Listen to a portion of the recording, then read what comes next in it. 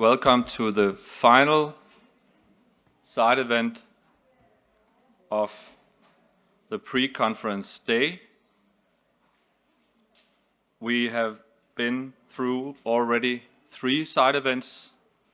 We started in the morning with a side event around type 1 diabetes in humanitarian settings. We went on with the side event around epidemiology and the Diamond 2A collaboration.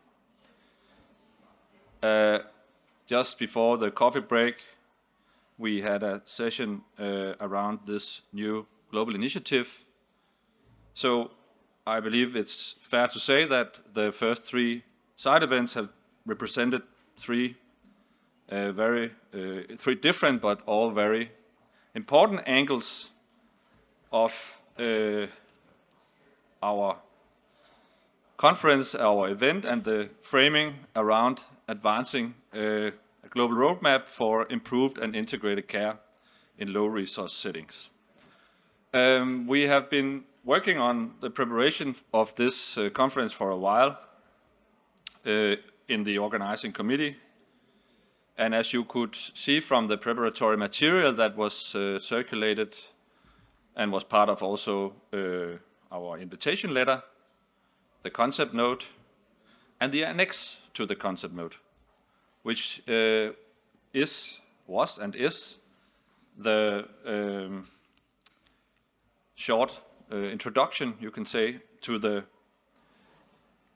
Lancet Diabetes Endocrinology Commission on type 1 diabetes, which I believe was formally launched in November 2023, so not that long ago. And that is to say that our final side event of today is organized by the Lancet Diabetes Endocrinology Commission on type 1 diabetes. And it is entitled A Comprehensive and Pragmatic Global Plan to Improve the Quality of Life and Care of People with type 1 diabetes.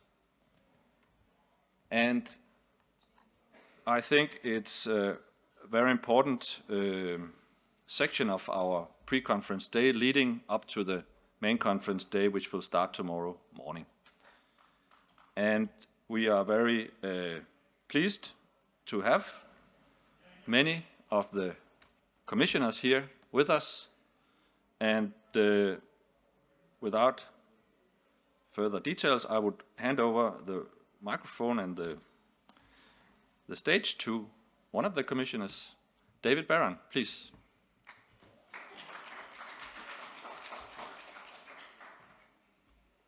Thank you, Ben, for the introduction, and thank you, all of you, for still being here after a long day. So, as Ben mentioned, the Lancet Commission really focuses and is aligned in its focus with this meeting, and we felt it was important as a commission to participate, share with you our initial ideas as we shape the way forward with this commission. And I'd like to acknowledge the support we've received from Breakthrough T1D and the World Diabetes Foundation for the work of the commission that's coordinated at the University of Geneva and the NCD Policy Lab at the University of Geneva. So why a Lancet Diabetes and Endocrinology Commission on type 1 diabetes? We were approached by Marta Koch from the Lancet Diabetes and Endocrinology around the centenary of insulin and its first use, saying, should we be doing something around type 1 diabetes and access to insulin? We also saw, and for those of you who participated and heard Professor Tuomelito and Professor Green in the around 2022, 2023, there were more studies around the epidemiology of type 1 diabetes. There was a paper by Professor Green, Gregory et al., Ward et al., the launch of the Type 1 Diabetes Index by Breakthrough T1D. So there was renewed interest. And that highlighted that, again, we can argue and discuss the numbers, but 9 million people worldwide have type 1 diabetes. But that we face global inequities and national inequities. So we have low and middle income countries versus high income countries.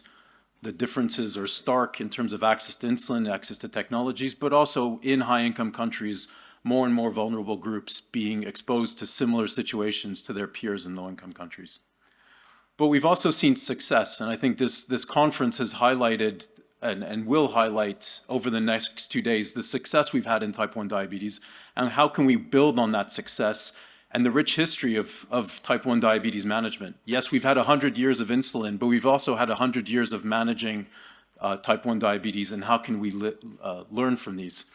That said, and these are papers that some colleagues in the room have written and many of you are familiar with, we still face these significant challenges. So here are the 6 lead commissioners. So you'll hear from many of us during this session, as well as other colleagues. And as I mentioned, in 2023, we launched this Lancet Commission. And we've now invited, and we're in the process of finalizing a list of 25 other colleagues who have been invited and who are at different stages of accepting to join this adventure. And some of you in this room are part of that adventure. So what we felt was important, and it's important to highlight these in front of this audience, is our guiding principles. And we won't be providing any therapeutic recommendations. So any of you who are expecting new guidelines on the management of type 1 diabetes or recommendations, that is not our aim. That we aim to have wide representation. So Jessica, who will be presenting soon, will highlight what we mean by wide representation. That we want to engage, and this part of the engagement is already this evening, engaging with you and engaging over the next 2 days, hearing about your experiences, seeing how we can keep that engagement going. And of course, because this commission will be published in a Lancet journal, aiming for scientific excellence and innovation. And then finally, and I think this has come up in terms of, I've been involved with the early career research track that's been running in parallel, is this element of practical solutions. We have a lot of research, we have a lot of knowledge, but how do we translate that into practical solutions that impact the daily lives of people with type 1 diabetes? And then also is, how is this commission part of a wider type 1 diabetes environment? We have this meeting, which is unique. I've been working in type 1 diabetes and diabetes for a long time. It's the first time we have a true meeting dedicated to type 1 diabetes, bringing together practitioners, funders, the private sector, policymakers, clinicians, people with lived experience, all together with a common goal. We, of course, all of this is framed within the Global Diabetes Compact. We have ongoing projects on access to insulin, access to self-monitoring. We have donation programs that many of you are familiar with. We have discussions around epidemiology and data. There's many NGOs present in this room who run fantastic projects. We have research. We have early career researchers, young researchers doing amazing research in their countries and globally. Advocacy, and a whole wide range of things. And again, funders we need to recognize, such as the Helmsley Charitable Trust, the World Diabetes Foundation, or Breakthrough T1D. And so how does the commission get framed within this wide environment that, of course, will keep moving forward? But again, how do we keep engaged with you? How do you keep engaged with us to make sure that when we come out with this commission, that we highlight the amazing work that is going on in the area of type 1 diabetes? So I will soon hand over to Marta, who's the editor-in-chief of Lancet Diabetes and Endocrinology, but this is the agenda for this event. So Marta will highlight what is the Lancet Commission and what does it aim to do. Then we'll have Jessica, who will present very briefly what we're thinking about, what our conceptual framework is, what our work plan is. Then Kaushik Ramaya, who many of you know and who's also a commissioner, will moderate a discussion and Q&A. And here we're looking for your comments and, in a sense, your live peer review of our initial thoughts. And then Sana Ajmal from Pakistan will moderate a panel discussion. And we're grateful that Karine de Beaufort, one of the other Lancet commissioners, as well as Mats from the World Diabetes Foundation, Stephanie from Breakthrough T1D, Molly from Health Action International, and Nupur from Blue Circle can contribute their thoughts around this commission. And then finally, we'll hand over to Kaushik for some closing remarks. But again, thank you for being here. Thank you to all the participants. And again, well, thank you to Marta for being here and her trust in all of us as commissioners to hopefully deliver very soon an excellent commission that hopefully will build off this meeting and the discussions we're having over the next few days really deliver something practical that we hope will fundamentally change the outlooks for people with type 1 diabetes globally.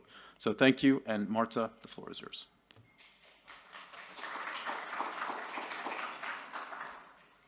Thanks so much, David. Thanks, Ben, and thanks everyone for being here. I really enjoyed type 1 diabetes conferences. I always find the community very welcoming. And I'm really happy to tell you a little bit more about what is a Lancet Commission. I'll keep this short and simple, and I think many of these messages will not come across as any surprise to you, but they do come across as a surprise to many other communities. I think the type 1 diabetes community is very collaborative, and there is that spirit of collaboration and the power of that collaboration, which is so important. So the Lancet, as you all know, hopefully, is a medical journal. It was launched more than 200 years ago by an English surgeon called Thomas Wackley, and his interests went way beyond medicine. He really campaigned against incompetence and nepotism. So one would like to think what he would say about today's chaotic world. Now, in 1823, the Lancet was there to inform and reform, but also to entertain. And the Lancet nowadays is far more than that. But it is really campaigning for health equity and justice, knowledge for better health outcomes, and uses research as a tool for accountability. And I think accountability is a word that we have heard many times today. And I think more important now than ever, there is the understanding that health is cultural and highly political, and we should never forget that. So Lancet commissions are scientific reviews, inquiries, a response to an urgent and often neglected or understudied health issue. They are science-led, as David mentioned. And the power of a Lancet Commission is really the fact that they are very international and multidisciplinary collaborations that aim for transformational change, which, again, now more than ever, has to be focused on policy and political action. And this is with the understanding that organized science can really provide a strong platform for advocacy. And the role of the Lancet here really is to convene experts in different health areas to promote change. So what makes a great, hopefully successful Lancet Commission?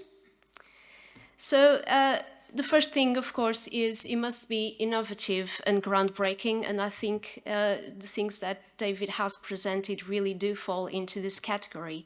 It should be, it's not a report, it's not a review, it's so much more than that, because again, you focus on political action. So do think big, and while doing that, bring together people who are collaborative, who are passionate about the topic and about collaboration, and who are committed, because this kind of work really do require a lot of time and effort, energy and commitment. I think it goes without saying nowadays that it's important that authorship is balanced in terms of geography and gender, and that includes researchers from different seniority levels and different disciplines. Again, the power of that multidisciplinary collaboration. And from different school of thoughts, because, you know, these topics can be quite controversial and people do have different opinions. And can we have those difficult conversations, bringing people together with different opinions, but working towards a common goal?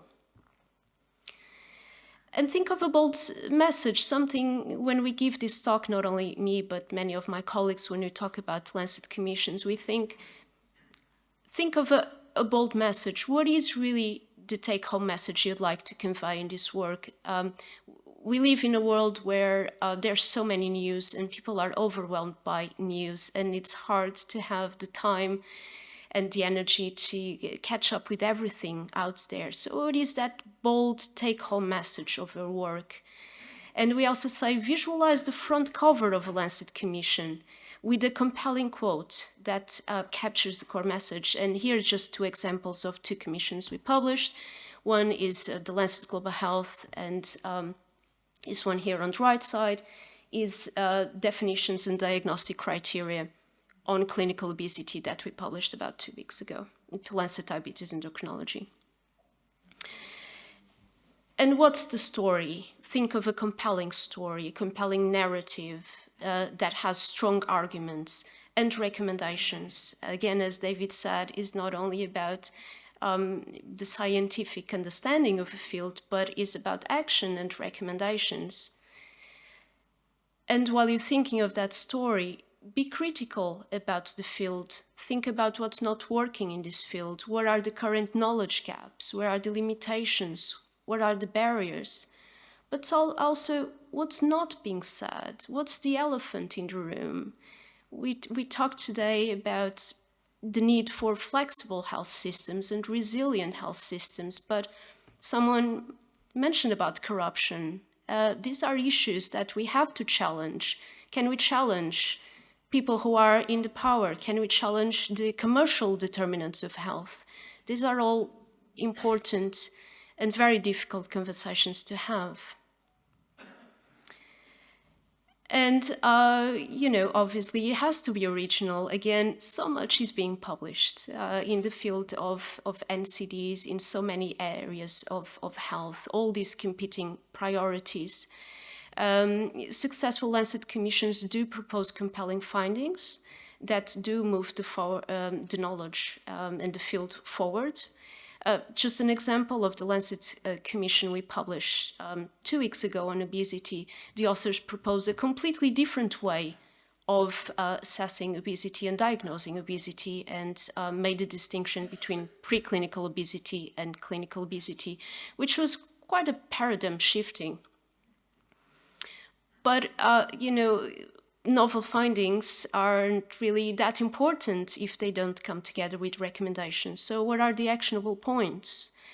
Thinking also that, again, fewer and focus recommendations are much more effective than having too many. And targeting the key stakeholders, but also setting timelines. And how do we facilitate follow-up? How do we measure progress? And, well, I think nowadays everyone who reads the news thinks this is all doom and gloom. So can we be still inspiring and optimistic? Can we focus on the potential impact that we can achieve if the recommendations are implemented? What key benefits are there and how to measure them? And who's the target audience? If we're talking about change, who needs to be involved? Who needs to be involved for action really to happen? When we talk about commission, we are thinking so much broader than just the authors, just the commissioners, but we're thinking about external consultations with different groups that perhaps not being represented by commissioners. Societies, you know, obviously it goes without saying in this specific room, you know, NGOs and patients and people with lived experiences, advocacy. It's all really important to consider. Now, just a couple of words about the involvement of the Lancet in these commissions when it comes to preparing for the launch. So, again, just giving an example of the Obesity Commission we published, there was a lot of effort from the Lancet in preparing for the launch in terms of press releases and press briefings. And it's really preparing the press to receive what it is a big commission and leveraging the momentum. So when we had the launch, so on the left side is our launch in London, these different commissions that we have launched in past years, but this launch was happening in London live, but it was followed by different launches in different countries at the same time to really try to leverage that momentum. And in terms of press, there was a lot of effort into preparing for this launch, as I mentioned, which has resulted in 1,700 articles that covered the Commission. Now, of course, as you all know, obesity is a very controversial topic, and everyone has a say on it, which maybe a reason why it was so well covered. But I think we can do the same with type 1 diabetes. We can get this amount of coverage.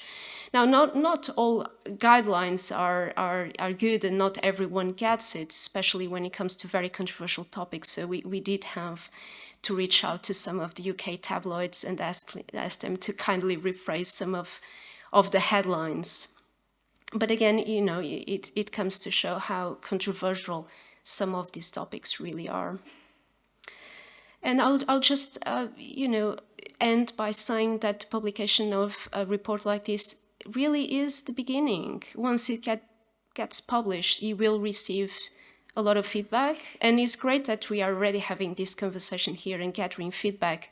But once it's published, there will be even more feedback. And how does one deal with that feedback? How do you deal with criticisms? How can you implement all these recommendations and really promote action and change? And how do you monitor and follow up? Indeed, it is just the start, the publication, and hopefully once it's published, there will be lots of good reasons to revisit it and monitor and follow up to ensure that change really does happen. And I think that's it for me. Thank you so much, David, for inviting me again. Thank you so much for your time.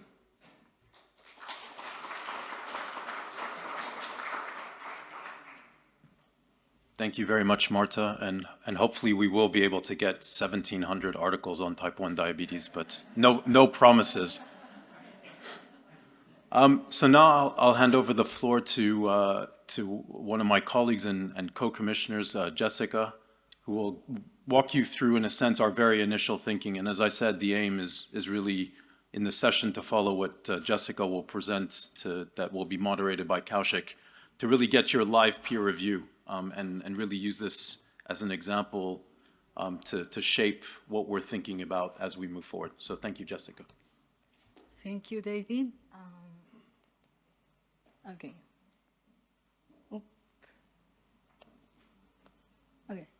So, hi everyone. As David mentioned, my name is Jessica Safra. I'm part of the core commissioners, and I'm going to be presenting our work plan, so some of the activities that we will be conducting for the Lancet Commission, and also a first draft of our framework. And again, this is open for feedback. So first of all, the goal of this Lancet Commission is to develop a comprehensive, pragmatic global plan, and the aim is to improve the quality of life and care for people living with type 1 diabetes. And we want to consider two main things. The first one is that we want to consider the life course, so a person who is living with type 1 diabetes, but throughout the life course. And then we want to consider the context where they live in, meaning that we're not going to focus on recommendations, for example, only for low-middle income countries or only for high-income countries. We want to provide recommendations that will be flexible and that will consider all of the context. And I don't think I have to justify why we are working on type 1 diabetes here, but it is good to mention that this is a good tracer condition in the sense that the outcomes that we get on type 1 diabetes reflect how the healthcare system is working. So that's why it is important to work on this condition. And also some of the recommendations that we can provide can be potentially translated to other NCDs. And the other thing that we need to keep in mind is that this is the amount of hours in a year, and this is like an estimation of how much time a person will spend managing the condition like on a day-to-day basis versus the time that they will actually spend in contact with the healthcare facilities. Just to say that this is a chronic disease and the person will have to spend a lot of time managing it, so we want to shift the focus to the individual. Okay, so how do we want to achieve this goal?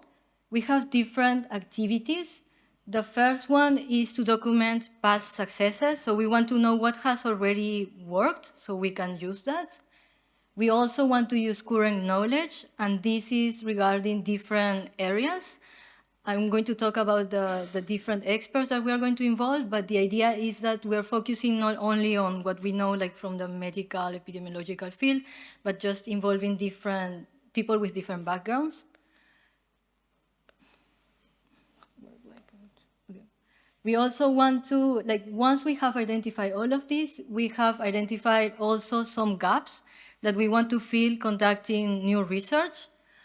And finally, we want to involve different groups of stakeholders, including people living with type 1 diabetes. And hopefully by doing this, we can get to identify and prioritize the different challenges so that we can propose and promote the recommendations. So I'm going to walk you through some of the activities that we are conducting, and I have separated them in 3 or 4 categories. So the first one is just to get an overview of type 1 diabetes healthcare systems. And in order to do this, we are conducting narrative and systematic reviews. And one of them involves identifying gaps within the healthcare system. So for example, how is the healthcare system working right now and what could we improve? And then another review that we want to develop, what that is in the process, is to develop a scorecard to assess quality of care. This is in relation to, okay, we have identified some gaps in the healthcare system, so we have more or less an idea of what we would like the healthcare system to do. And the idea of the scorecard is to have a tool that is easy to use, that can reflect on the healthcare system functioning, and that can also help benchmark the different healthcare systems and also assess like if there is progress or not, monitoring, basically. And another narrative review that we want to conduct is related to mapping the different stakeholders, which David already mentioned. There's not only the clinicians, researchers, and so there are NGOs and other actors, so we want to map them to get a better understanding of what they are working on, what are the gaps, and then how can we work with them. So that's just the healthcare system in general. We also want to get in-depth understanding of some specific topics. And in order to do this, we again are going to conduct some narrative reviews and systematic reviews. And one of the topics that we are going to work on is, for example, gender perspectives. And this is not only, is there a difference between like epidemiological aspects like incidence, for example, in boys and girls, but rather considering how gender and gender roles can shape the management, for example, of a condition. Then we also want to consider adult and geriatric care in type 1 diabetes. As it has been mentioned, like, since the discovery of insulin, people are living longer and longer. This is going to keep improving, and it's also going to be different in, for example, low and middle income countries. And so we want to prepare for what is going to come. So we are also conducting a review on this topic just to get a better knowledge, to be able to provide some recommendations around that. And we are also considering the psychosocial impact of type 1 diabetes. So that will be another of the reviews that we are going to conduct, because we consider that these 3 areas have been, like, they are important, and there are studies on them, but we need to go deeper. And also, we have identified some gaps, and for this, we are conducting some original research. And these are only some examples. So one of them is using geomapping to optimize accessibility to care, meaning that, or acknowledging that it is not only having insulin in the healthcare facilities, for example, we also need to ensure that they are placed in a way that the people can actually access to them. So basically geographical access. And the idea of this study is to find the best way to place the services so that people can access to them, and that it's also like an efficient use of resources for the healthcare system. And then another exercise that we are conducting is this modeling of investment. The name is quite long, I cannot pronounce it, but the idea is that after we have insulin for everyone, then what are the next steps that need to be implemented? So for example, we have insulin, and then do we need to improve the education of the patients, or do we need to have transition clinics or so? So we're looking into different types of interventions, and the idea is to assess in which order they should be implemented to provide recommendations for governments. And then another one is assessing the quality of care of type 1 diabetes using secondary data. So this has been mentioned in the previous session, like we need data to know what outcomes we're getting. So one of the activities will be related to this. And yeah, so David mentioned we are 6 core commissioners, but we're not going to do that alone. So we are working with some other commissioners that have been invited. So far, we've had 24 to 25 positive answers, and this is just so you can see the distribution, like the geographical distribution of the commissioners. We are also aiming for gender balance, and also we want to have people with lived experience within the commissioners. Yeah, I don't think I need to say it, but we cannot provide recommendations without involving people living with this. So, yeah. Yeah. And we also are proposing to have some expert engagements. So not only the core commissioners and the 24 commissioners that I've mentioned are going to work on these recommendations, bringing their different backgrounds, we are also going to propose to have some other activities, such as workshops or presentations. And the idea of these activities, and this is one of them, is to learn from each other and to foster discussions around this topic and around the Commission, and also to develop connections. Yeah. And yeah, the idea here is those are the activities, and we are working around this framework. This is a draft. And again, the idea is to present it so that we can maybe get some feedback. So what we have here is a person living with type 1 diabetes. We wanted to put this person in the center of all our work. And again, we were, as I mentioned in the goal, we have life stages within our goal. The idea is that this person living with diabetes will go through different life stages. And here I'm showing a man, but it's also for women, and acknowledging that for women it may be different. But the idea is that there are these changes that will go in the life of the person, and we need to consider that. And we have around diabetes, which is also dynamic, so we need to consider that. And we discuss a lot about the healthcare system, but we need to consider that, again, this person is going to be managing the condition on a day-to-day basis. So there are some aspects, like social aspects, that are quite relevant. And for example, if we look closer to the individual, we will have the interaction with the caregivers, family members, whatever happens at the home environment, work, school.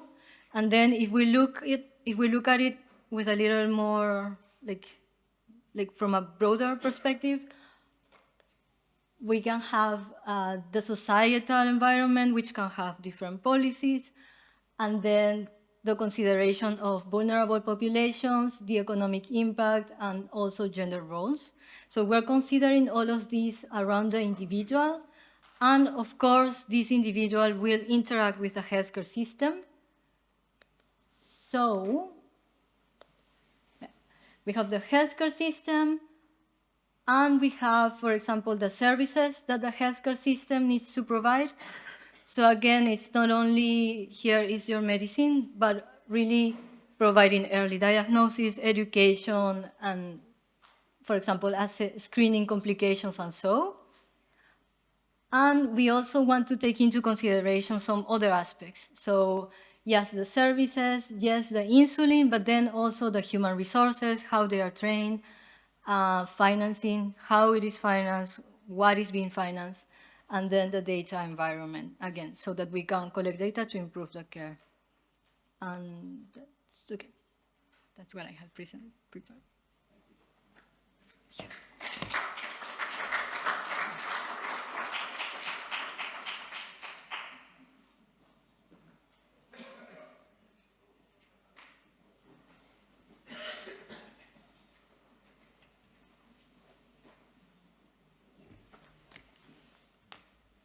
So, good evening, everyone. And I think you've heard the introduction.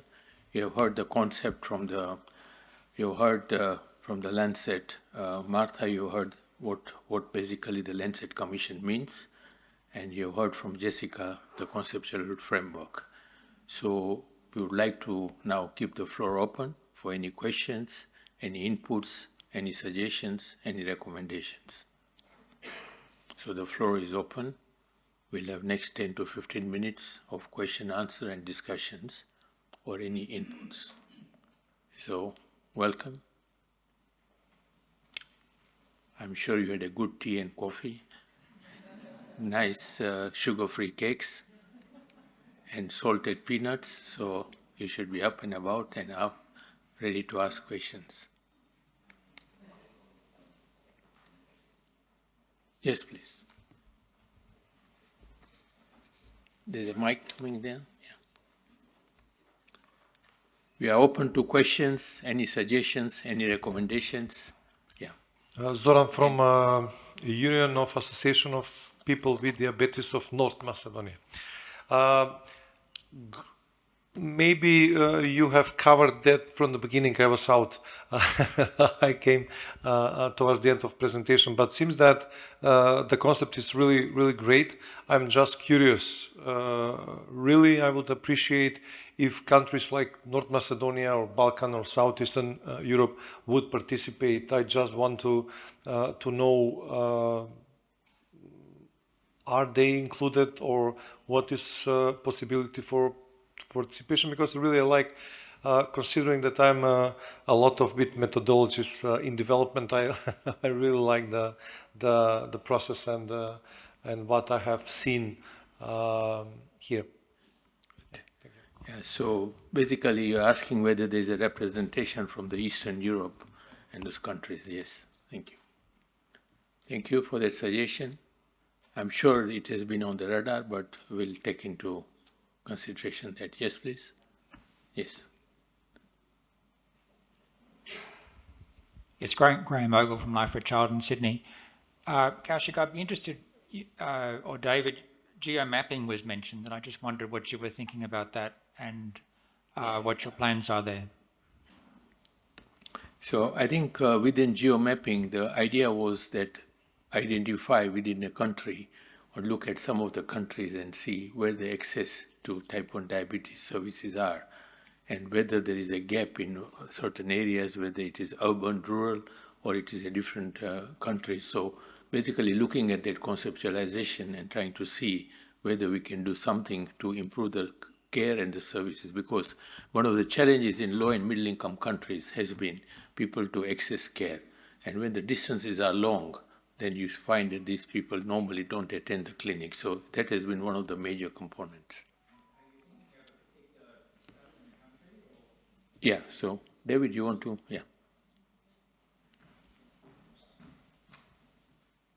Thanks for that question, Graham. So for those of you who are not familiar, geomapping has been used for a whole variety of health-related issues, most commonly for maternal and child health, for emergency obstetric care.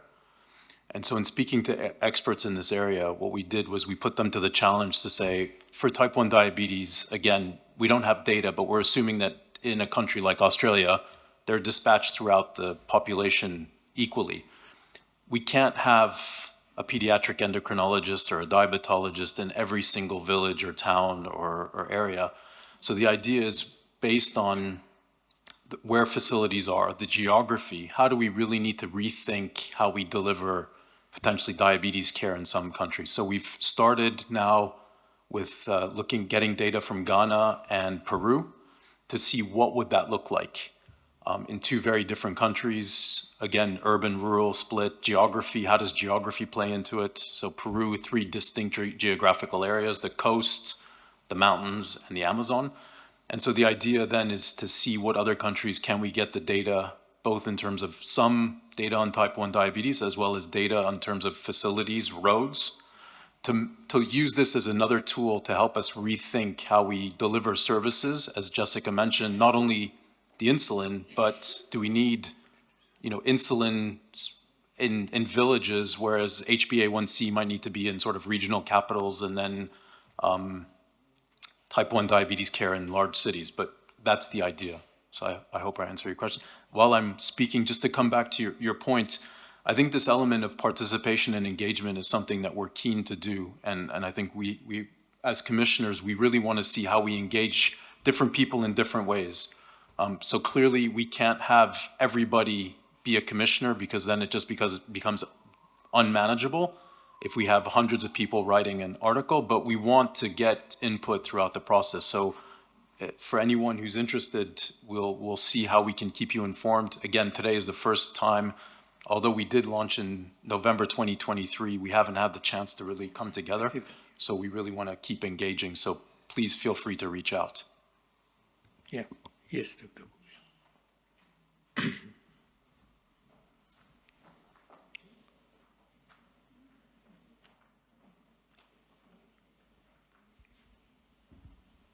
Thank you.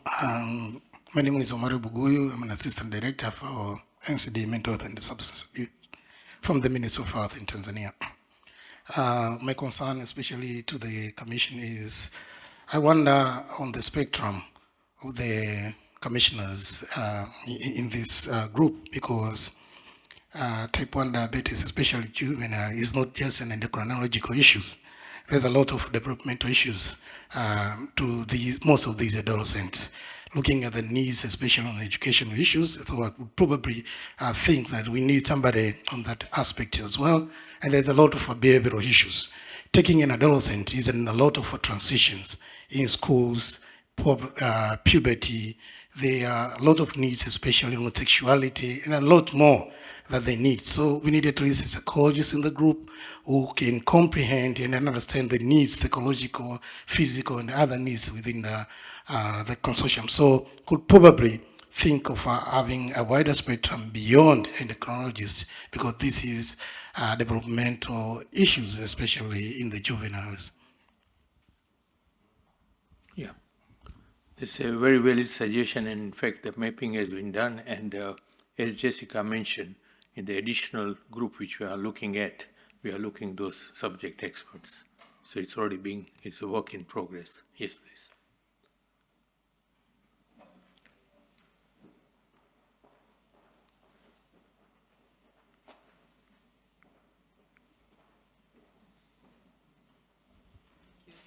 Thank you. I'm Erica from the Swiss government.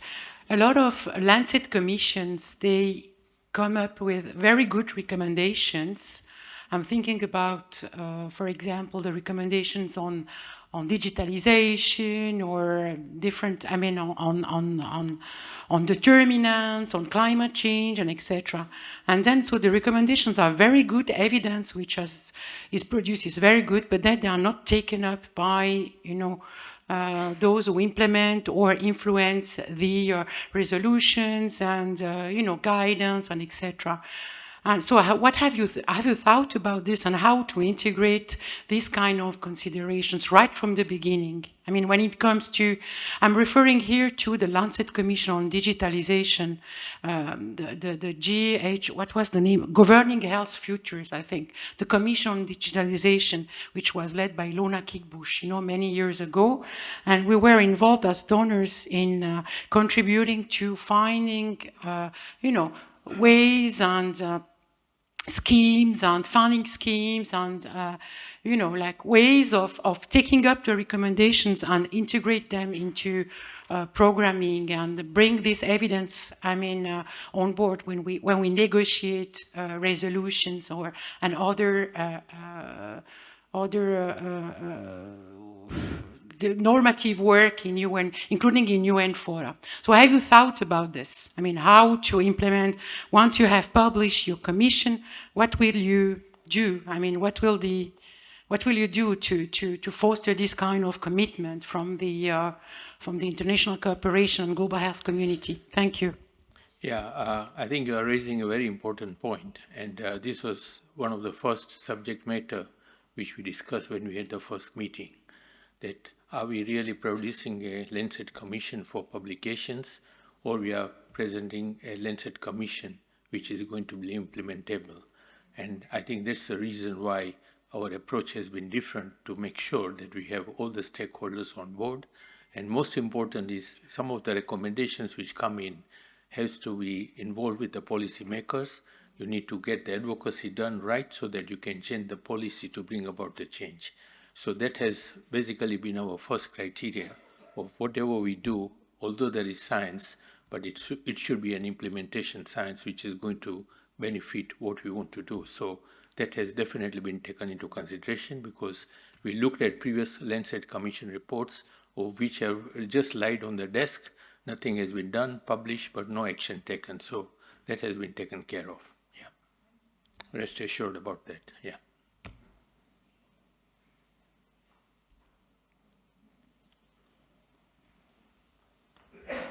Thank you to the presenters. My name is Gladwell Gadesha from the Ministry of Health in Kenya. So I'm interested in the so-called societal perspective that was presented. And I know the issue of policy environment was brought out, but not very clearly.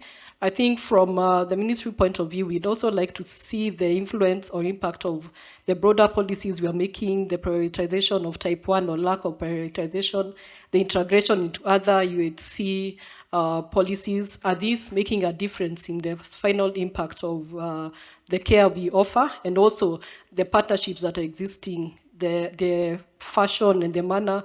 I think the Lancet Commission would also take a deep dive into this and correlate it with the care of type 1 diabetes. Thank you. Yeah. Yes, Dr. Gladwell, I think 3 issues here. One is whether type 1 diabetes should be integrated within the normal services, and especially where insulin is essential for life.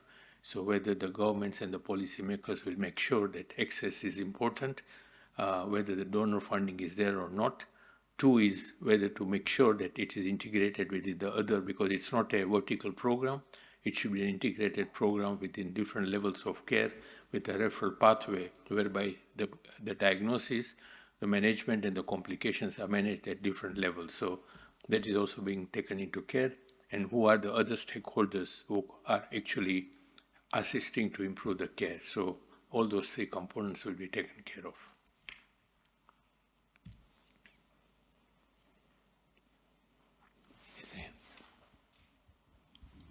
Thank you. So I have questions to you. What would be your source of data at the validation process? Source of the data and the validation process. David, you would like to answer that?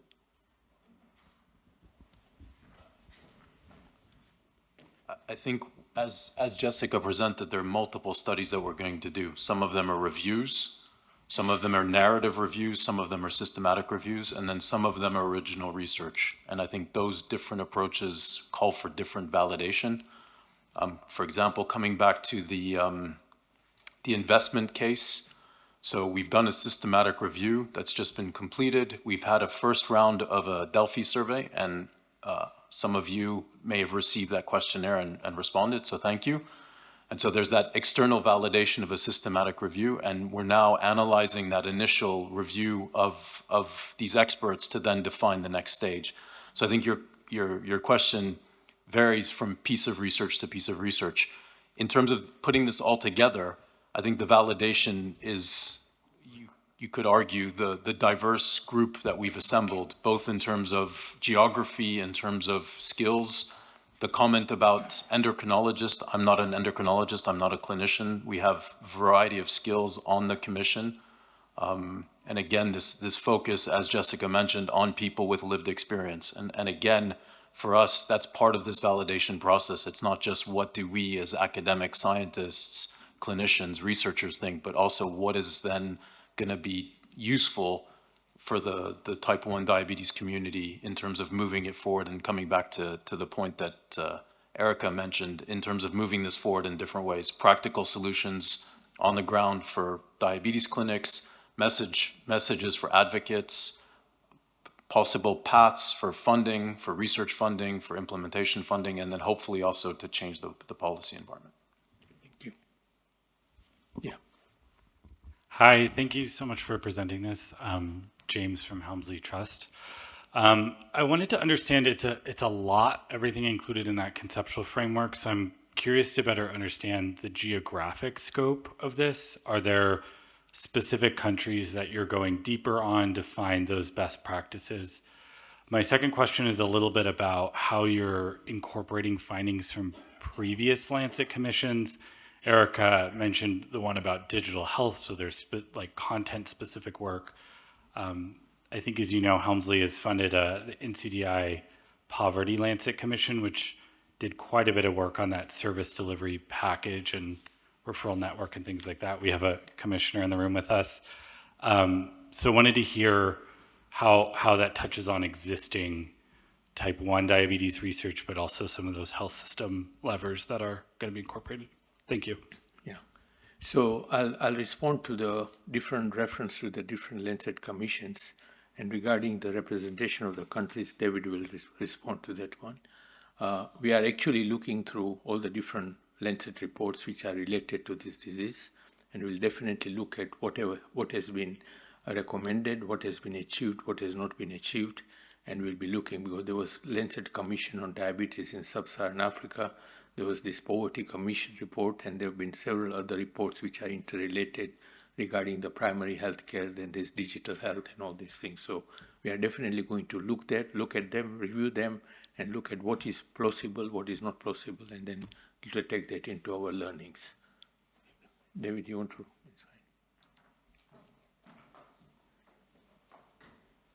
Thank you for your question, James. I think with regards to the overall focus, I think this is global, and this is something that we debated quite a bit at the start of the commission, is should we be focused on low and middle income countries, or should we really take a global focus? And the answer was to take this global focus, because we felt that there are lessons to be learned from high income countries for low and middle income countries, but are there lessons from low and middle income countries for high income countries?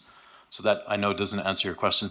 I think for some of the pieces of research, so some of the reviews are going to be truly global to possibly highlight gaps in our knowledge around certain factors in type 1 diabetes, both globally and in specific contexts. So if we look at the adult and geriatric review that we're going to do, I mean, we haven't completed it yet by any means, but, and don't quote me on this, but I'm sure we'll find very little on low and middle income countries, and I'm probably sure that we're going to be surprised by how little we find in high income countries as well. So I think that's the focus. If we come back to then specific, so the geo mapping, that's really going to be based on what data is available in terms of mapping out what you need. And again, I'm not an expert in this, is what our colleagues need to map this out is pretty much the geographic location of every single health facility in a country.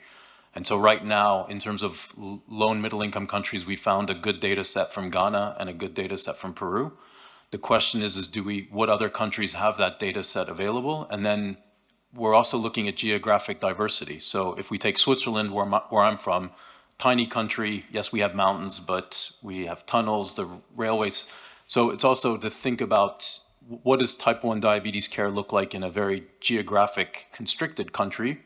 So Switzerland, Nicaragua, or Lesotho versus India, China, Pakistan, or other contexts. So again, the idea there is to say no country, unfortunately, has found the ideal situation or ideal context to manage type 1 diabetes. How can we learn from these different pieces of research and the different experiences?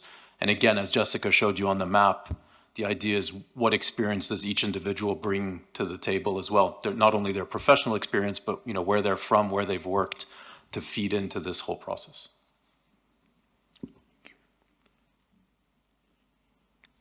Any more questions?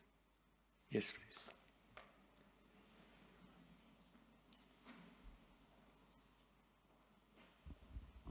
Renza Shibilia from Breakthrough T1D, but I'd like to make a comment in my capacity as a person with 27 years of lived experience with type 1 diabetes. I'm so thrilled to see that mental health is a key focus of this. it is always just so critical that we do consider this, and it's so frequently, as was mentioned, it's so frequently ignored.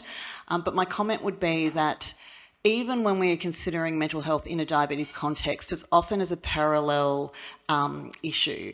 Whereas I know that speaking with so many people with diabetes, the message that we hear is mental health is diabetes care, mental health care is diabetes care is mental health care.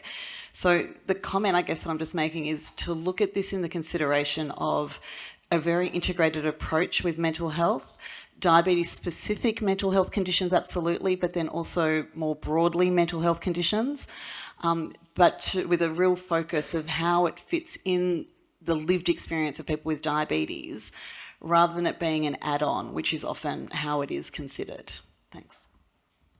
Thank you. Those comments are well taken. Any other questions?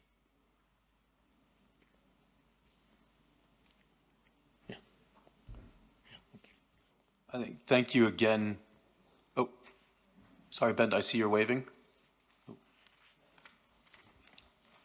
Yes, it's because we have been monitoring the Zoom live stream all day to see, having questions from the online audience. And it's been a very hectic afternoon. But now we do have a question, and I think we deserve to give that space to the online, if you don't mind. If you can take the question, Anna. So we have a question online about how early career researchers can contribute to the Commission. Yeah, very interesting question, and I think the reason why there's a early career research track which is running parallelly, I think to get the inputs, but at the same time, after the meeting, we are meeting them again on Friday morning for the whole half-day session, sitting down with them and actually explaining to them what the Lancet Commission is doing and also getting their input. So they are going to have a full dedicated session for getting their inputs from them. So they are going to be part of the process.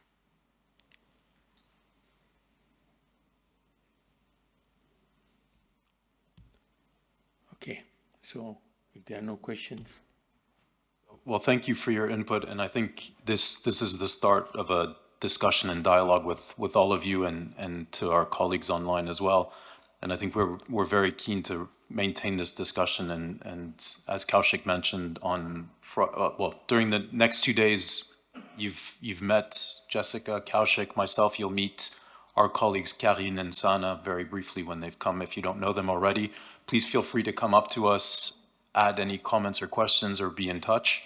And then, as Kaushik mentioned, on Friday, our aim is to engage early career researchers in this process as well, and we hope to continue this discussion with all of you. But thank you for your input. And now I'll invite Sana to the podium to lead the panel discussion. But thank you again for all your comments and input. Thank you. Thank you very much.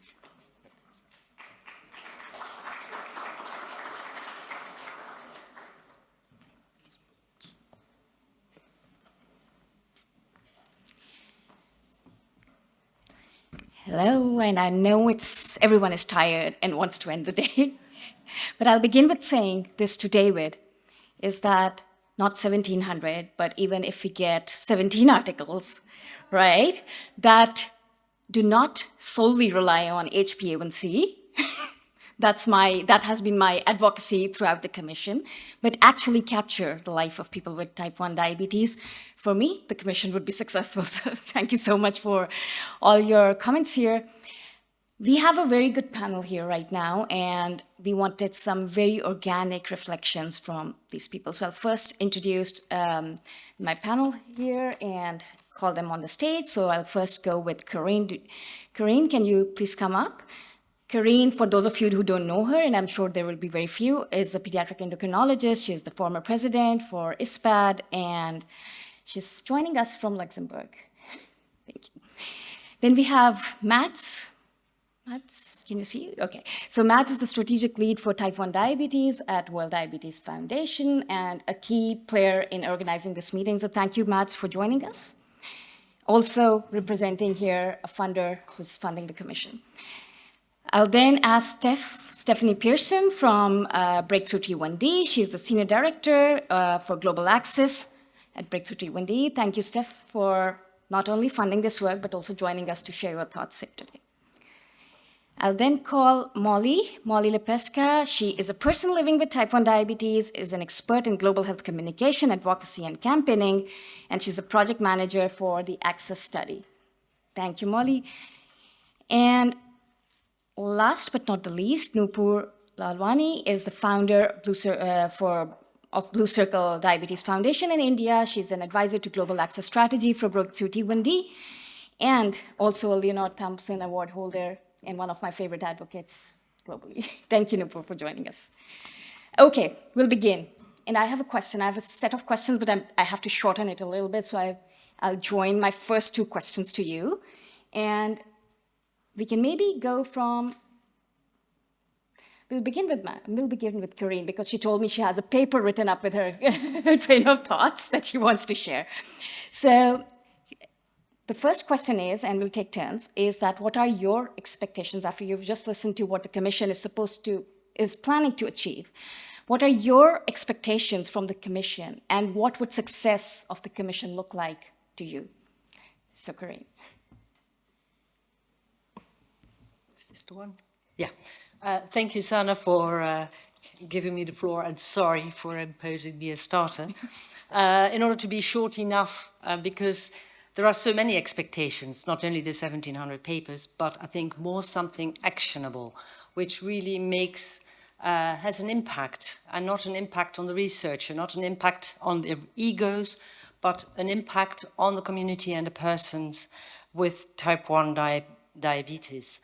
And so for me, looking back at the future, please not reinvent a wheel which has been invented, but use the wheels which are around to make a really solid car to move forward. And for me, a solid car would look like an answer to what was discussed already before this day. Diamond addressed it. The SHY initiative addressed it. A recent correspondence in Nature addressed it. We need data. We need data if we really want to document what has been achieved. If you want to have a look at the quality of life of a person with diabetes, it's not this HbA1c which is going to give it. It might interact, but if the quality of life is not improving, then I don't think HbA1c makes a lot of difference and is going to be that relevant. So we need data. So I hope that you are convinced that we need that data, but what data do we need, and what data could we fetch in a T1D scorecard, which could be used then afterwards to feed that T1D index? What data do you want? We've got, if you look in literature, the WHO recommendations which countries and governments should collect. Are they going to inform us about how the impact of education, how the impact of a better mental health support works out? It's not going to be enough. We need to have as well the data coming through the registries. And to be very honest, if you look at the different registries which have been created as grassroots initiatives, and that can be by organizations from people living with diabetes, but as well with clinical organizations. And for me, I've been very much involved in the Swede registry. Wasn't perfect, isn't perfect, but at least we capture what is going on in an ongoing situation. So for me, a T1D scorecard, and if we can move that forward, I think I would consider that a success. If we can combine, say, all the different data which are there, which can capture impact of education. I think education is vital. I think mental health is vital, and I'm certainly not the same. I'm the only one, but quoting a lot of other people. And if we can capture data in that same scorecard, which will as well provide hopefully better data on mortality, because diabetes is not captured very well in mortality death certificates, but that's another point. So then I think we've achieved already one step forward. And I won't read the rest of what I've written. Thank you, Corinne. Thank you. And thank you for getting this started. And I'll now give the floor to Mads because this panel seems to be gender imbalanced. So please put Thank you for noticing. To pick up from Corinne, and thank you, Sana, for inviting me to this panel. I think do not reinvent the wheel. It's a good starting point for us as well. I feel there are many wheels out there already. A couple of years ago when WDF stepped up our involvement in type 1 diabetes, one first exercise was to get a full overview of understanding of all the great initiatives that were there. I mean, you mentioned Sweden.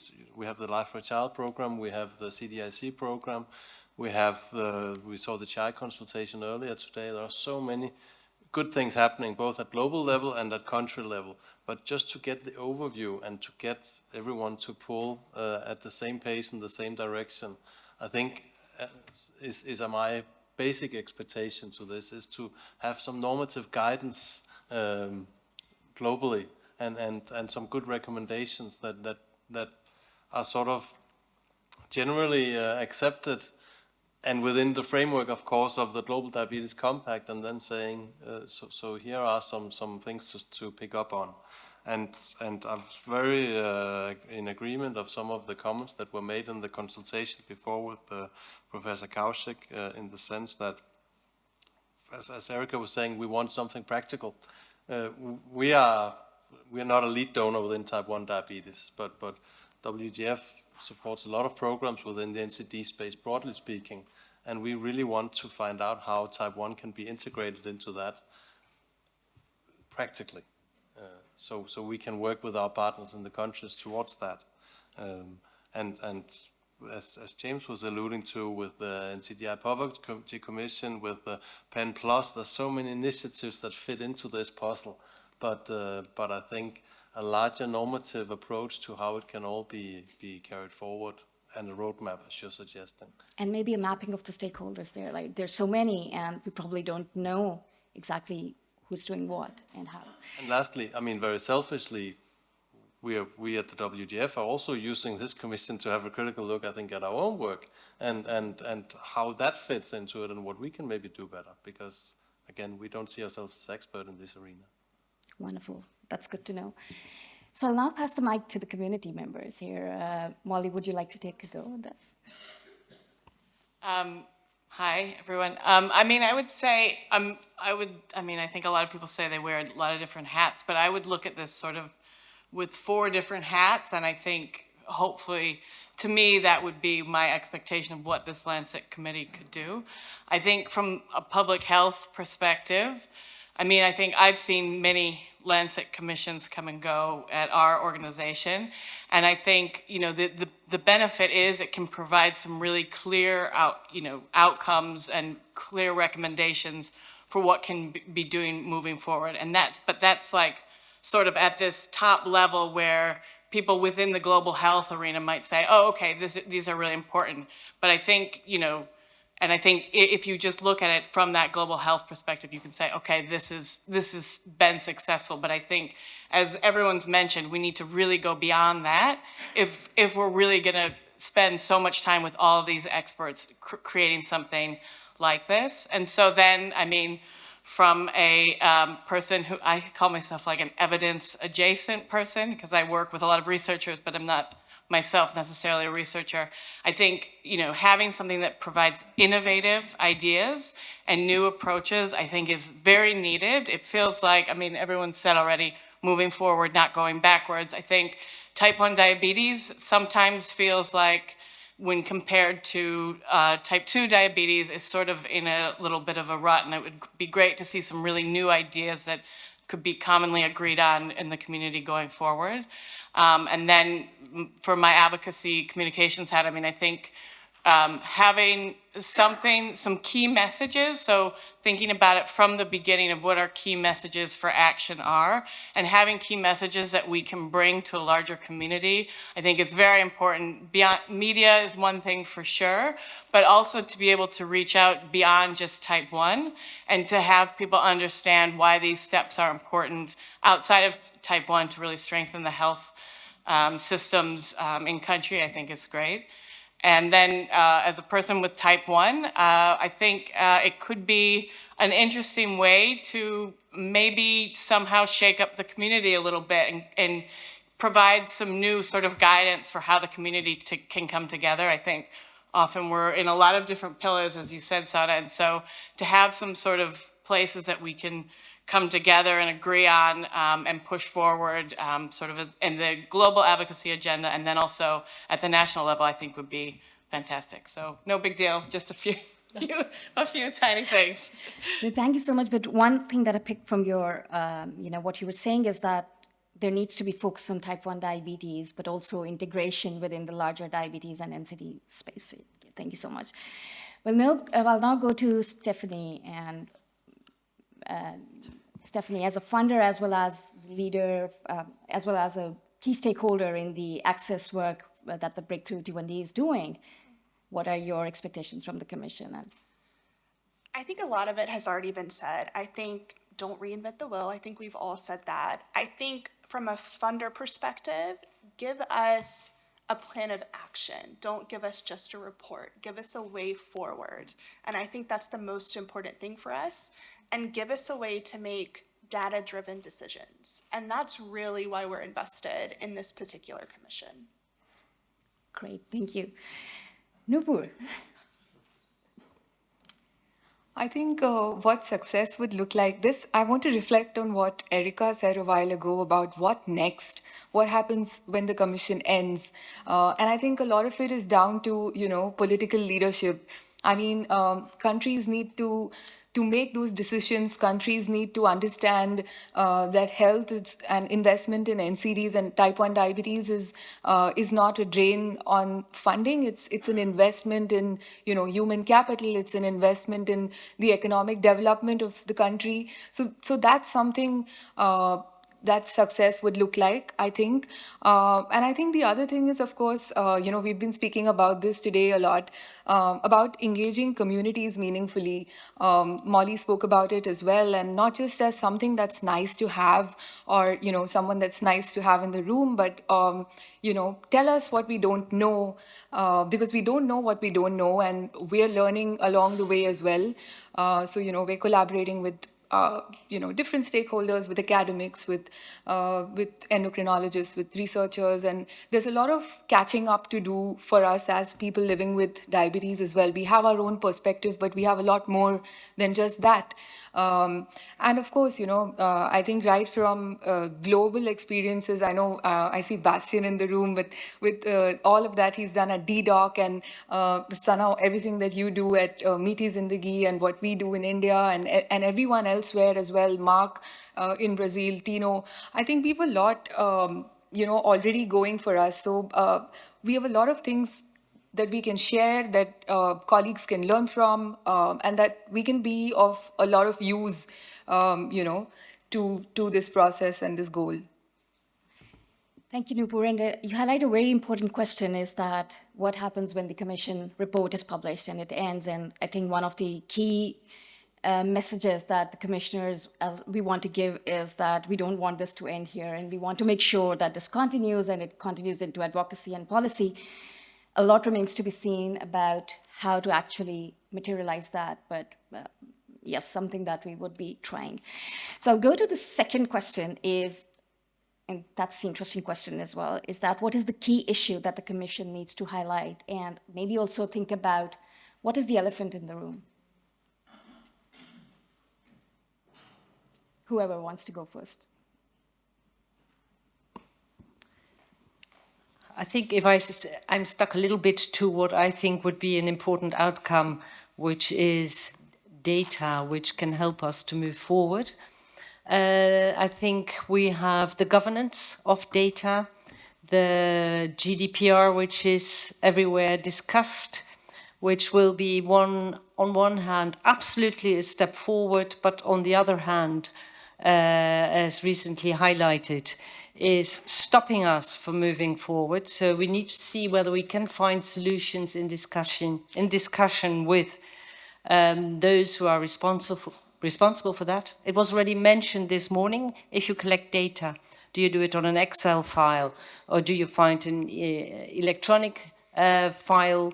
How can you reduce the workload within the EU? And then afterwards I stop. We just had a discussion with the EUDF, the Diabetes Forum, that it might be, we really need to look for ways to implement in a not energy time consuming way collection of important information which can tell us as clinicians what direction should we go, as governments what directions should we go, or as persons with lived experience where should I push those who are supporting me those 4 hours and maybe a little bit more sometimes per year in order to get better care and better outcome and the quality of life I just deserve as much as everyone else.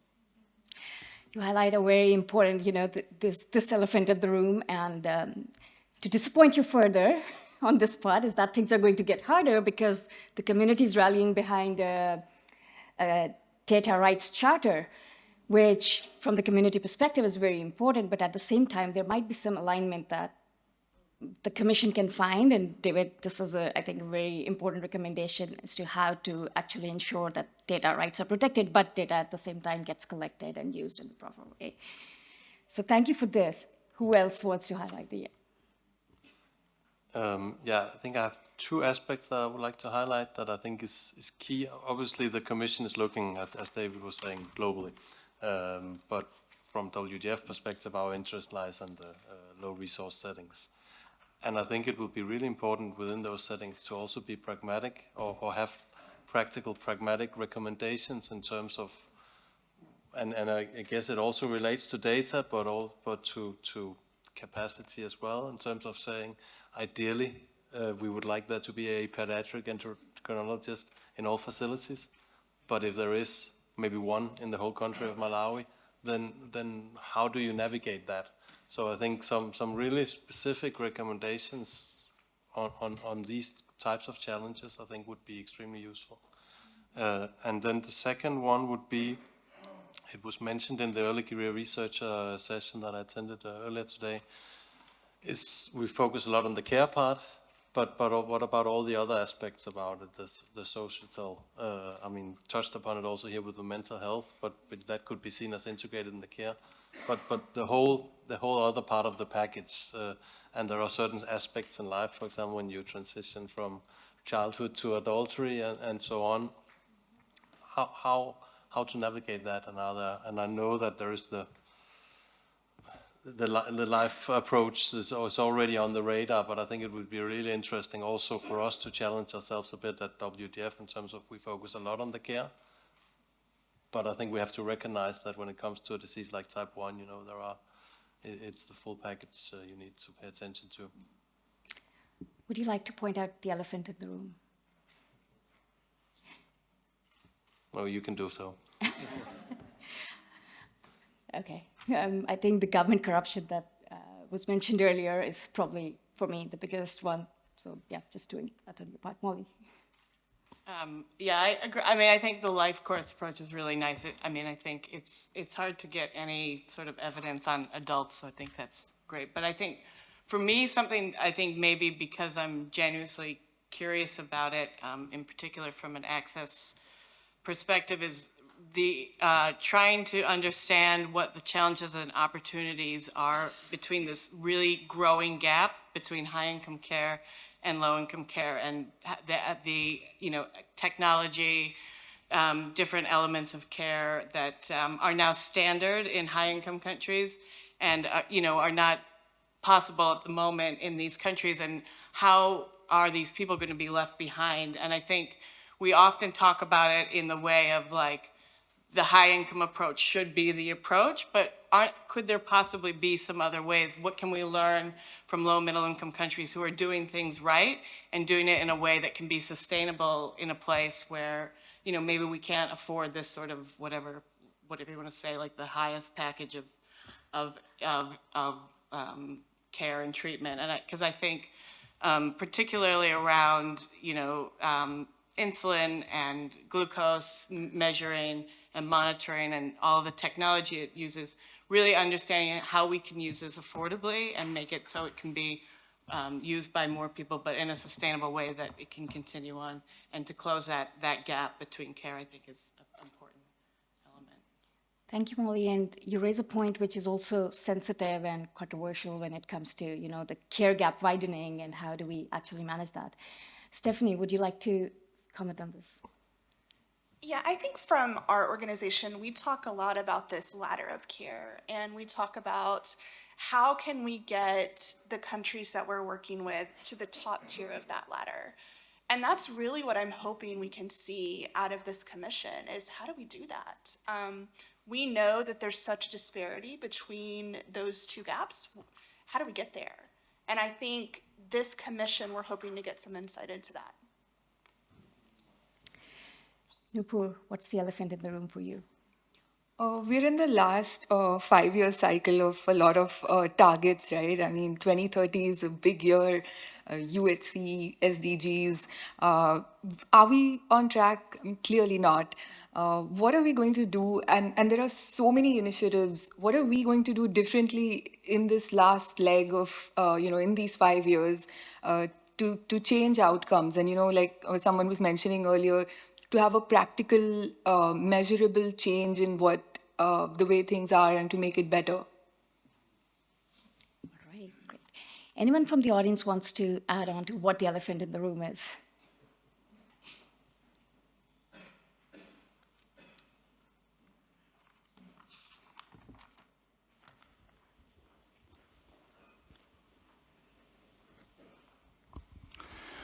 So thanks. I'm Mark Baron from the Intersectoral Forum of NCDs in Brazil.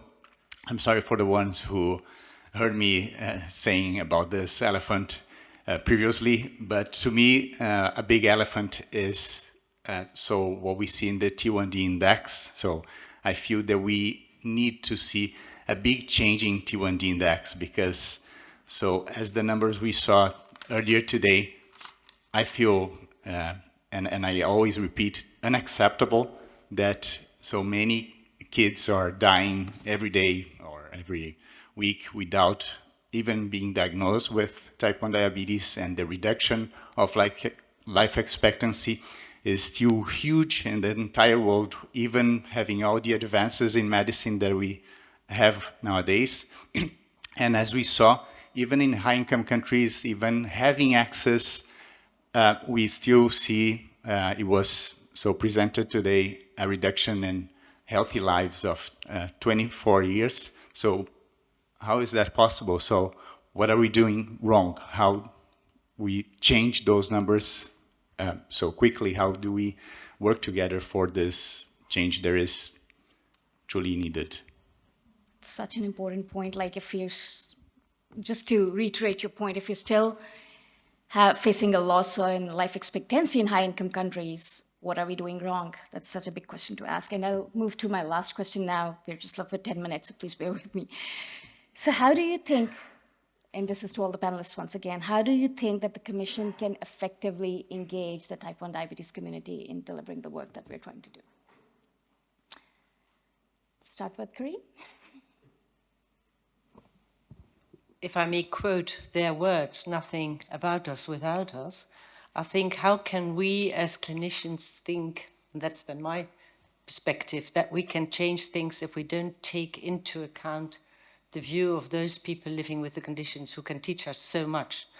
And wherever I've had the chance to go around in my ISPAT perspective, I've met so many people where I've been silent after having heard how they can convey messages. So I think without them, it wouldn't work. So let me rephrase my question for the rest of the panelists. We do have around 33% of the community represented on the commission. The 33% of the total commission is composed of community members. But how do you think we can engage them more effectively, apart from being just a part of this research, and along with that, of course?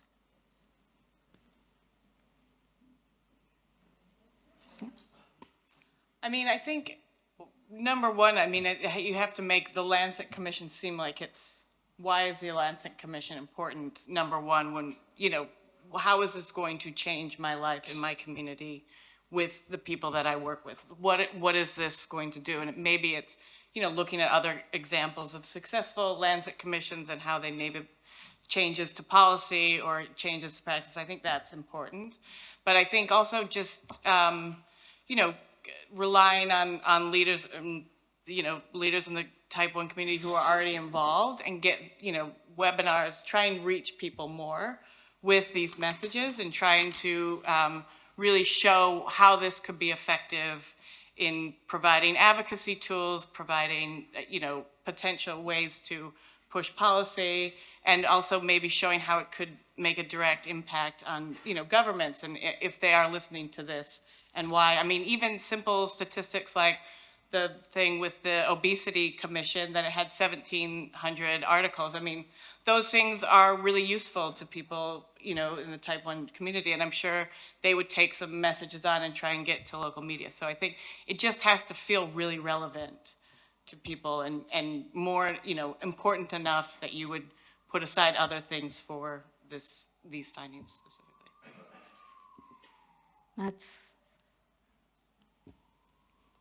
I'm struggling a bit to answer this question because I feel to a large extent that doing this is already, I mean, that you don't need my advice necessarily, because I think this is beyond the Lancet Commission. Is of course also the thinking of WDF and co-organizers of this meeting is, again, coming back to it, so important to have a joint discussion about this and to have everybody feel that they're part of a process and of raising what needs to be raised.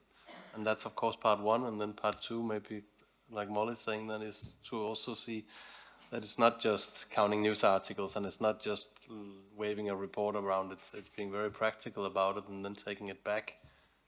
From our perspective, you know, this global consultation is important, but the most important is that we go back to our partners in the countries and say, okay, what does this mean in Kenya or in Ethiopia, and how can we link those two? So I feel that as much as you're the commissioners, I think it's us and everyone else in the room's responsibility to help to implement whatever comes out on the other side. Right, so involvement in research, advocacy, implementation. Steph, what do you think?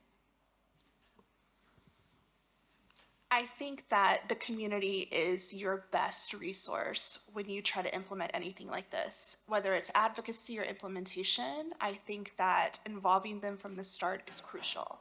I think that the commission needs to keep in mind that people with lived experience are not a statistic, they're a person. And so keeping that in mind as they walk through this process and they walk through the data that they're going to receive, and keeping in mind how to make that into something relevant, into something that a person living with type 1 can not only use but advocate for.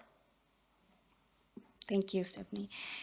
Nupur, I'm going to add a part of the question to you. As an advocate, do you feel that people coming to the commission as commissioners and later on receiving that report, they might feel overwhelmed?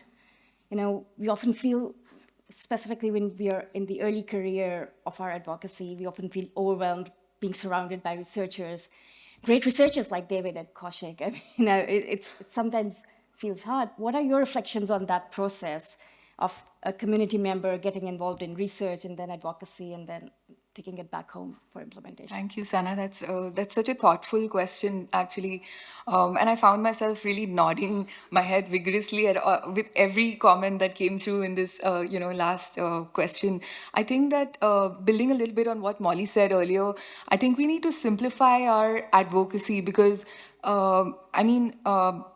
we tend to sometimes overcomplicate or, the use of some jargon or language that is not really for the common man, and we're really essentially doing this for the average guy on the street that has T1D. So it might help, and it's probably one of the elephants in the room as well, that a lot of the literature that goes out is complex. An average person wouldn't probably go through half of it. So that's one, and I think I missed saying this earlier, and I want to add this now. I think Steph and Renza would say, I mean, we're not patients, right? We call it the impatient network for a reason. I mean, a lot of us come together as the impatient network. So I think that's something. I mean, we really have to make it simple for people to understand. So maybe, in practical terms, using, like Molly said, webinars or social media to put out what the Commission is doing in easy language. Thank you, Nupur. Any closing comments before I take one last comment from the audience? Karine, you have a train of thoughts on your paper.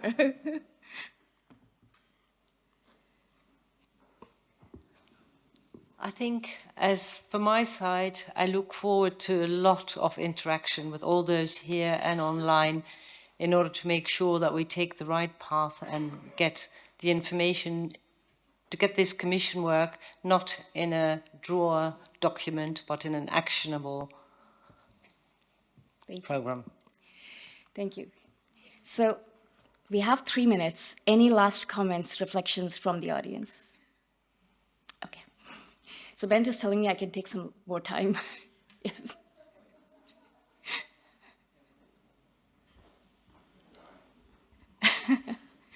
Are there any online as well? Thank Maybe you. we can take something. Zoran from North Macedonia. 2 elephants. One that is growing, related to smaller countries like Macedonia, 1.8 million population, and probably also several else in Europe are not interesting for Abbott, are not interesting for Dexcom, is not absolutely as a population. We are not in the list of countries where CGMs can be used. I bought 10 CGMs Dexcom G7 last year, and I cannot download application in North Macedonia. And this is elephant that is growing, because I know people that were saying that, give me, I will crack the system. Not working. I have paid whatever I paid. I cannot use the system. And I think that, I don't know, is somebody in the public coming from this background, but absolutely they must find the way, if somebody is willing to pay, to make it available for us. Because not to talk about how costly they are. I have to give 30% of my monthly average salary in order to be covered by CGM sensors. I'm type 1 for 27 years. Have retinopathy and other complications. This is, I think that, as I said, elephant that is growing. The elephant that we are not seeing, but we are talking about advocacy, is the capacity of associations of people with diabetes. We cannot, at least I'm talking about Macedonia, I'm talking also, I know some of the Balkan countries associations. We cannot talk about the type 1 diabetes or even diabetes community if we have 1% of the population being active or being our constituency. We are claiming 140, 7-8% of the population with diabetes in Macedonia, type 1, type 2. And then when we were gathering signatures before New Year's, asking government to cover CGMs for all population, we gathered 1,400 people. 140,000 is the population, and then 1,400 people signed the petition, and half of it are not diabetics. Come on. Who we are kidding that we are influential, or we would like to be an advocate? You know, if we are ready to get people on the streets and to advocate through protest, that's the way how we can be influential, at least to our corrupted government. It's something that and in that direction, I think that this second one is bigger elephant, because we are talking about something that we will be influential, but actually we are absolutely no constituency behind. I'm talking about my country and probably several. Well, I think others. What you're pointing towards is also true for many larger populations where companies are not interested because the products are not affordable for the general population, so the market size is small. But what you're talking about, the advocacy part, and I think the investment cases would really provide, in my opinion, a good tool for these advocates to actually run through with the government, is the voice behind plus the data there to. And I see your point. I mean, I know that, but I think as a person with type 1 diabetes myself and looking after communities, sometimes it stems from disappointment and lack of hope from the government to do anything. So that's where I think things need to change. Any last remarks? Okay. Hi, Ileana Gil from Venezuela, representing Guerreros Azules. It's an NGO for kids living with type 1 diabetes. My comment for the Commission was, I'm sure you're going to be including the burden of living with type 1 diabetes, burden and burned out. In the case that diabetes type 1 is very different than other chronic conditions. With diabetes type 1, we think about diabetes every second. We have to, for people who have CGMs, they're continuously looking at it. It's a burden that they live minute by minute, 24/7 we call it. And it's very different than other chronic conditions. Asthma is different, obesity is different, hypertension is different. And I think it could be a measurable tool, like time spent taking care of my diabetes. We've seen time lost in the T1D index. You know, time spent can be maybe used for policies that can be developed in different countries, for schooling, for works, for, I don't know, things like that. I think it would be something useful to include in the Commission. Well, thank you so much for this input, the scorecard. All right, let's wrap up for the day. And please join me in thanking our great panel here, and also the speakers who have done a wonderful job. And David, thank you for starting this, and we're missing Mark here today, but thank you so much for leading this work. Thank you.